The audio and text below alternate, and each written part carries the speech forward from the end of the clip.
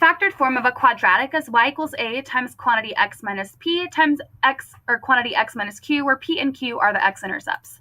If you're given a graph that you want to be able to write the equation in factored form, you need to be able to easily identify the x-intercepts. In this case, our x-intercepts are negative 1, 0, and 3, 0. So we're going to substitute those in for p and q. It doesn't matter which one's used for p or q. You just need to pick one.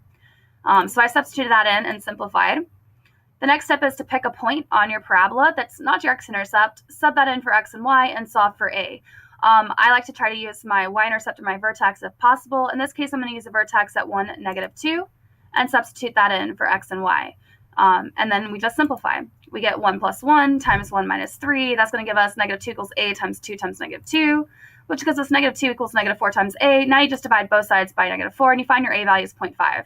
That makes sense with this parabola because your parabola opens up because your a value is positive, and it looks like it's slightly fatter than the parent function. So now you just need to take that a value and put it into factored form, and this is our equation in factored form.